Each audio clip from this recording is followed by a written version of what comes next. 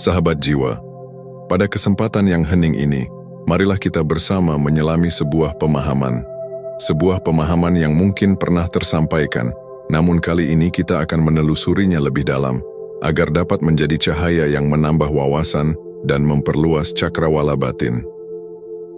Di sini akan diuraikan sebuah seni untuk mengosongkan diri, sebuah jalan untuk meraih khusyuk, sebuah metode untuk mencapai fokus dan konsentrasi sejati. Banyak jalan yang telah terbentang, dalam keheningan meditasi, dalam gerak yoga, maupun dalam perenungan tafakur. Setiap jalan memiliki metodenya sendiri, dan semuanya berharga. Metode yang akan kita selami ini sangatlah sederhana dalam konsepnya, namun seringkali terasa menantang dalam pelaksanaannya. Sahabat jiwa, seringkali kita dapati diri ini sulit untuk meraih fokus, untuk khusyuk dalam salat, zikir, maupun tafakur. Pernahkah kau bertanya, di manakah letak sesungguhnya dari tantangan ini? Jawabannya tidak bersemayam di dalam hati. Sumber kegelisahan itu sesungguhnya bersemayam di dalam pikiranmu. Pikiran adalah entitas yang paling sulit ditaklukkan. Sadarilah sahabat jiwa, bahwa pikiranmu memiliki kehidupannya sendiri. Ia berjalan di lintasannya sendiri, tak pernah mengenal jeda, dan akan terus bekerja bahkan ketika kau memohonnya untuk diam. Sementara itu, esensi sejati kita, ruh, berada di tengah-tengah, di antara tarikan perasaan dan nafsu, dengan pikiran dan seluruh perangkat akalnya. Lalu, bagaimana cara kita memusatkan segala riuh ini menuju satu titik keheningan? Ketika kita memulai perjalanan batin, salat, zikir, tafakur, atau meditasi, seringkali tuntunan pertama adalah, kosongkanlah pikiranmu, namun disinilah letak kesulitannya, sebab pikiran memiliki kodratnya sendiri. Bayangkanlah, pikiranmu itu laksana seorang anak kecil yang penuh rasa ingin tahu, tak pernah diam dan senantiasa gelisah. Ia melompat dari satu gagasan ke gagasan lain, dari satu kenangan ke kekhawatiran lainnya.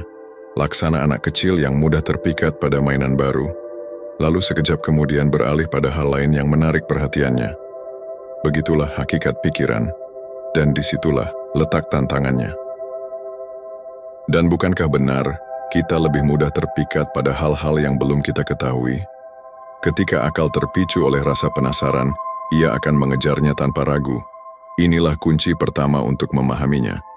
Sahabat jiwa, pahamilah terlebih dahulu bahwa pikiranmu bukanlah dirimu yang sejati. Ia adalah bagian darimu, namun ia memiliki kehidupannya sendiri, berjalan di lintasannya sendiri. Lalu, bagaimana cara menuntunnya? Janganlah kau paksa ia untuk tunduk. Paksaan hanya akan melahirkan pemberontakan. Anggaplah pikiranmu itu sebagai entitas tersendiri. Dekatilah ia dengan lembut. Ajaklah ia berdialog laksana seorang sahabat. Jika kau ragu, ingatlah saat-saat di awal kau mencoba berzikir atau bermeditasi. Kau berusaha keras memusatkan kesadaran pada satu titik, namun semakin kau paksa, semakin ia berkelana, bukan? Ia memberontak, melahirkan ribuan bayangan baru. Bahkan, dalam keheningan yang kau dambakan, seringkali muncul gambaran-gambaran yang paling tak terduga, melompat dari satu fragmen ke fragmen lainnya, layaknya seorang anak kecil yang tak kenal lelah. Teknik yang akan kita selami ini, bertujuan untuk menuntunmu pada sebuah tingkat kesadaran baru. Kita akan membuktikan kepada sang pikiran bahwa sesungguhnya ia tidak memiliki kuasa apa-apa. Kita akan menunjukkan kepada akal bahwa pada hakikatnya ia tak mampu berbuat apapun atas kehendaknya sendiri.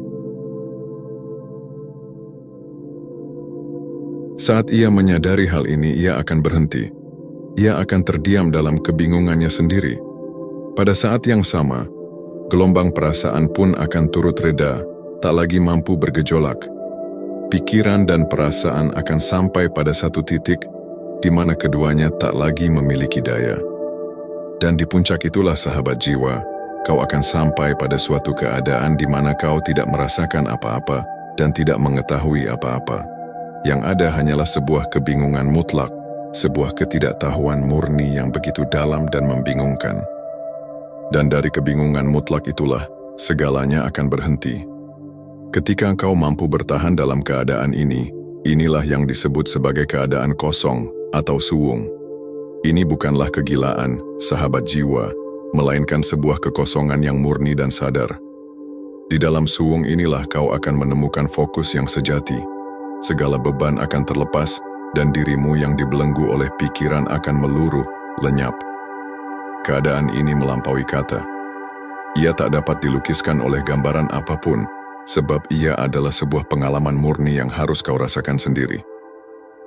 Maka dari itu tujuanmu adalah bertemu dengan rasa ini. Kau harus benar-benar menyentuhnya. Jika gagal, ulangi lagi. Jika belum sampai, coba kembali. Sebab ketahuilah, pikiran akan senantiasa berusaha untuk mengelabui dan menarikmu kembali. Maka, tekniknya adalah dengan menuntun pikiranmu secara perlahan. Ajaklah ia dalam keadaan yang rileks, seolah-olah kau berbisik kepadanya, "Wahai pikiran, mari kita bersama-sama melakukan sesuatu yang akan membuktikan bahwa engkau sesungguhnya tidak memiliki kuasa apa-apa."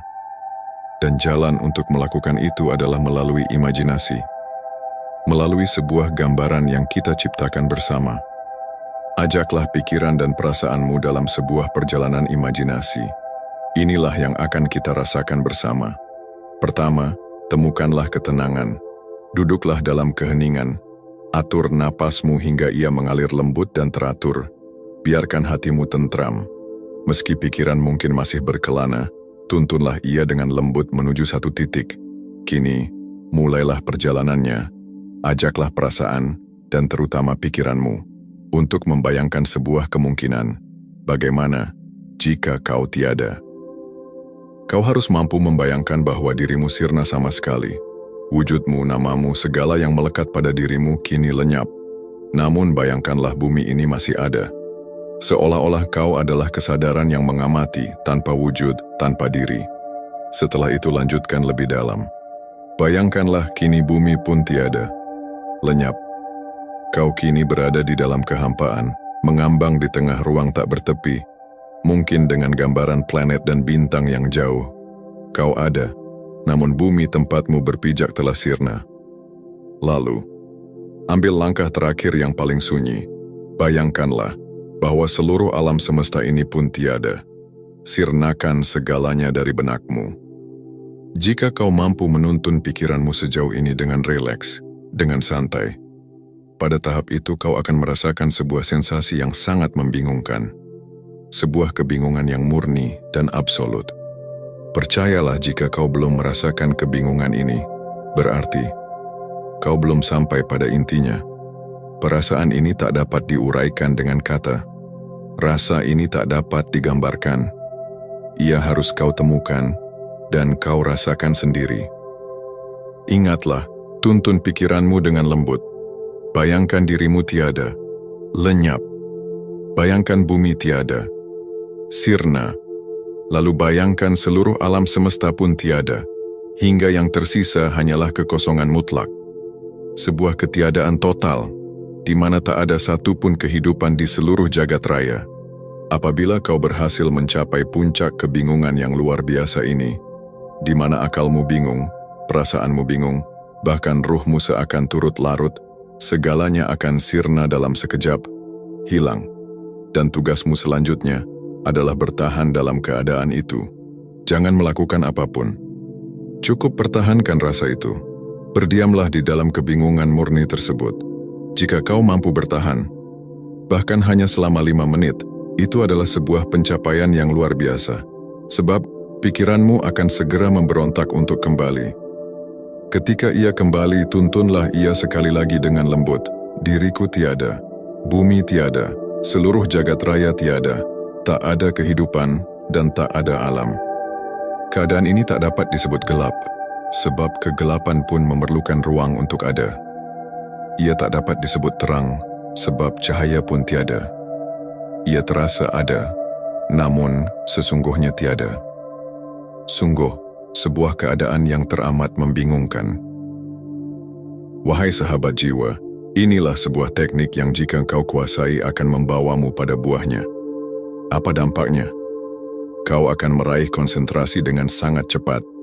Ketika kau hendak salat, cukup sentuh keadaan ini, dan dirimu akan tenang. Seluruh gerakmu akan khusyuk. Ketika kau hendak berzikir atau bermeditasi, cukup masuki gerbang ini. Dan yang ada hanyalah untaian kalimat suci yang kau lantunkan. Tiada yang lain. Pada hakikatnya, kau sedang mengunci pikiran dengan imajinasinya sendiri. Kau perintahkan ia untuk membayangkan sesuatu yang menjadi esensinya. Kefanaan, ketiadaan.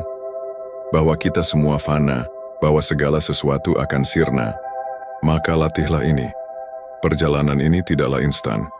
Mungkin selama ini ketika kau mencoba mencari fokus, kau memusatkan pikiran pada sebuah nama, seperti asma Allah.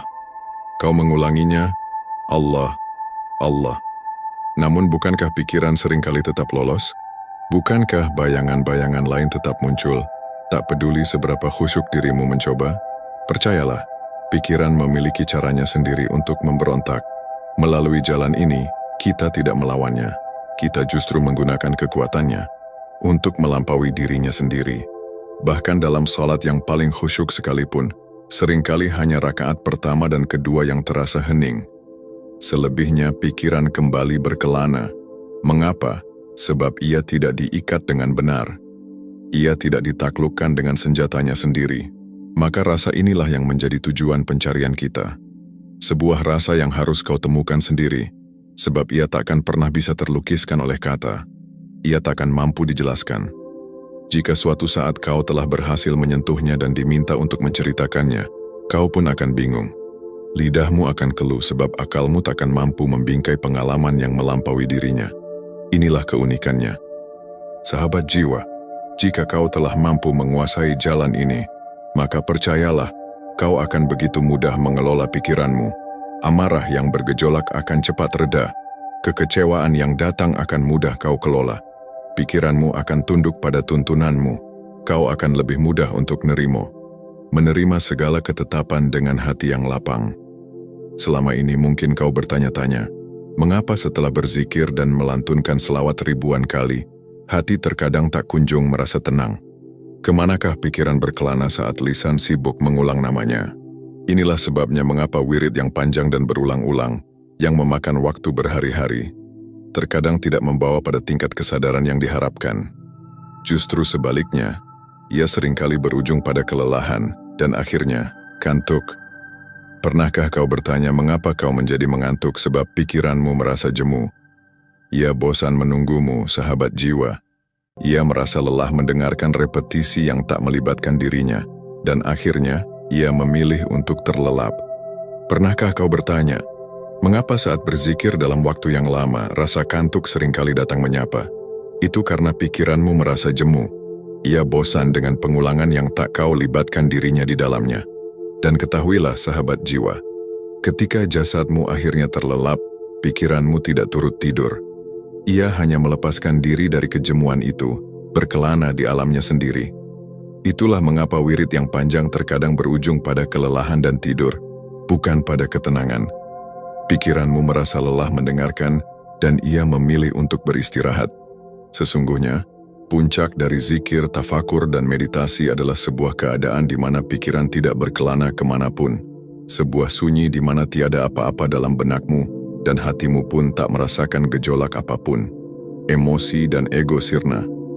Di sanalah tingkat kenyamanan dalam kekosongan dan kefanaan sejati berada. Jalan ini tidak dapat kau tempuh dalam sehari atau 2 hari. Ia membutuhkan kesetiaan dalam latihan. Waktu terbaik untuk melatihnya adalah di ambang tidur. Saat kau hendak berbaring, di saat itulah gerbangnya paling mudah terbuka. Latihlah dengan lembut, tak perlu memaksa. Baringkan tubuhmu, tenangkan dirimu, dan berdialoglah dengan pikiranmu secara ramah. Seolah berbisik padanya, tenang, tenang. Setelah itu, ajaklah ia dalam perjalanan sunyi ini. Seandainya aku tiada, dan rasakan dirimu sirna, beserta pikiran itu sendiri. Seandainya bumi tiada, dan rasakan pijakanmu lenyap, kau mengambang di awang-awang. Seandainya seluruh jagat raya ini tiada. Bayangkanlah bahwa segala sesuatu tidak pernah ada. Dengan menuntunnya pada ketiadaan mutlak, kau merenggut seluruh datanya. Kau mengambil dayanya untuk menciptakan imajinasi baru, sebab ia diajak untuk membayangkan ketiadaan itu sendiri. Maka, pikiran itu akan kehilangan momen, kehilangan daya, dan ia akan berhenti. Perasaan pun akan turut reda, dan di sanalah akan muncul rasa yang tak terlukiskan itu, rasa kekosongan murni yang tak dapat kau ceritakan. Maka terimalah teknik ini sebagai sebuah jalan yang dibagikan dengan tulus. Latihlah, dan insya Allah, buahnya akan kau petik dalam kehidupan. Kau akan lebih mudah untuk fokus, menjalani hari dengan lebih santai, dan menerima segala sesuatu dengan hati yang lebih lapang. Ketika kau telah akrab dengan jalan ini, kau akan mendapati bahwa menghadapi segala sesuatu terasa lebih ringan. Gejolak emosi dan ego akan lebih mudah diredam, bukan dengan paksaan, melainkan karena ia luruh dengan sendirinya. Amarah yang membara hari ini akan menjadi abu keesokan harinya. Bahkan saat kepalamu terasa pening oleh beban pikiran, ajaklah ia menyusuri lorong ketiadaan ini, sebab sumber dari segala pening itu adalah pikiran itu sendiri. Namun janganlah salah mengerti, ini bukanlah jalan untuk melarikan diri dari masalah duniawi. Bukan berarti saat kau bingung memikirkan hutang, lalu kau bayangkan ketiadaan dan hutangmu lunas. Tidak, sahabat jiwa. Tujuannya adalah untuk mengosongkan pikiranmu dari segala riuh, agar ia rileks, dan agar ruang kosong itu dapat diisi oleh ide-ide dan ilham yang baru. Membiasakan diri dalam kefanaan adalah gerbang untuk memunculkan pencerahan. Jalan ini mungkin jarang diajarkan secara terbuka, namun ia sesungguhnya telah ada. Maka, mulailah melatihnya. Latihlah ia di ambang tidur, biarkan dirimu terlelap di dalamnya tanpa beban. Kemudian, bawalah pengalaman itu ke dalam wiridmu, ke dalam salatmu, ke dalam setiap hening meditasimu. Jika kau mampu menguasainya, perjalanan batinmu akan berubah. Kau tak perlu lagi tersesat dalam pikiran yang berkecamuk dan tak tentu arah. Saat kau ingin menuju satu titik keheningan, kau bisa langsung tiba di sana. Lep, dan kau sampai. Selama ini, mungkin kau biarkan pikiranmu berkelana tanpa tujuan saat mencoba berkontemplasi. Kini, sebuah jalan telah dibukakan untukmu. Inilah inti dari teknik kesuwungan dan kefanaan.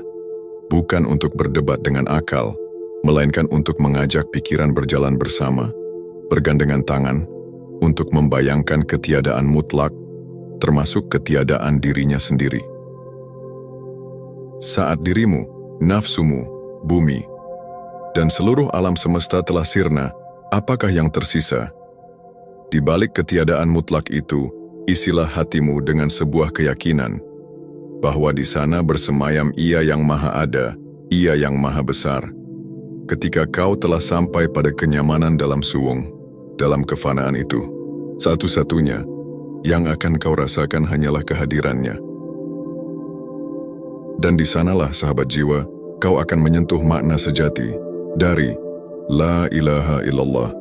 Kelak, saat lisanmu kembali berzikir mengucap La ilaha illallah, gunakanlah teknik ini agar kau benar-benar merasakan apa sesungguhnya yang dimaksud dengan tiada, dan siapakah ilallah kecuali Allah itu. Rasa dari La ilaha illallah tak dapat digambarkan. Selama ini, saat kau berzikir La ilaha illallah, mungkin kau fokus pada kalimatnya, pada lafaznya, agar pikiranmu tak berkelana. Namun renungkanlah, La ilaha berarti tiada Tuhan, tiada apapun. Tuhan di sini adalah segala sesuatu selain Dia, termasuk pikiranmu, termasuk bayangan tulisan itu sendiri. Jika kau masih membayangkan lafaznya, bukankah kau sedang mengadakan sesuatu selain Dia? Ini bukanlah sebuah kesalahan, sahabat jiwa, melainkan sebuah tingkatan yang belum kau lampaui. Sesungguhnya, ketika kau melafalkan La ilaha, tiadakanlah segalanya, termasuk tulisan itu. Maka, zikir La ilaha illallah yang kau ucapkan, bahkan hanya 33 kali, akan sanggup membuat seluruh wujudmu bergetar dalam kebingungan yang agung. Janganlah heran jika tubuhmu bereaksi. Mungkin ia akan bergetar hebat. Ini bukanlah gangguan gaib. Anggaplah ini sebagai sistem tubuhmu, sarafmu, darahmu, yang sedang bingung dan mengatur ulang dirinya di hadapan keagungan yang ia saksikan. Kau akan merasa seluruh tubuhmu merinding, bahkan mungkin merasakan aliran darahmu sendiri berdesir lembut. Badanmu seakan mati, sistemnya seolah berhenti sejenak, namun kau tidak akan berteriak. Yang ada hanyalah kebingungan, getaran, dan kesadaran murni. Maka izinkan naskah spiritual mengulang panduannya untuk terakhir kali. Temukan ketenangan. Duduk atau berbaringlah dengan rileks. Waktu terbaik untuk berlatih adalah di ambang tidur. Jika berbaring, jangan tengkurap.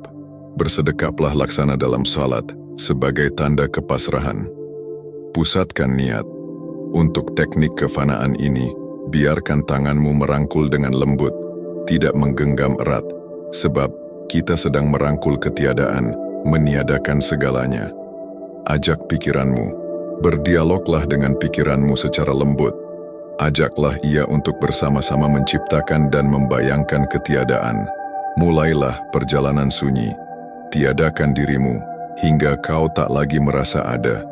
Tiadakan bumi, hingga kau seolah mengambang di kehampaan. Tiadakan seluruh alam semesta, bintang, dan segala cahaya. Bayangkanlah bahwa segala sesuatu tidak pernah ada. Bertahan dalam ketiadaan. Tunggulah hingga kau bertemu dengan rasa kebingungan murni yang tak terlukiskan itu. Jika belum, ulangi lagi dari awal dengan sabar. Ini memang lebih sulit daripada sekadar berwirid, namun ini adalah kunci untuk konsentrasi sejati. Terapkanlah ini saat salat, zikir, atau tafakur. Namun, janganlah melakukannya di saat kau membutuhkan kewaspadaan duniawi, seperti saat berkendara. Kiranya inilah panduan mengenai teknik kefanaan yang dapat dibagikan. Latihlah, maka kau akan lebih mudah mengelola dirimu. Setiap akhir adalah awal yang baru.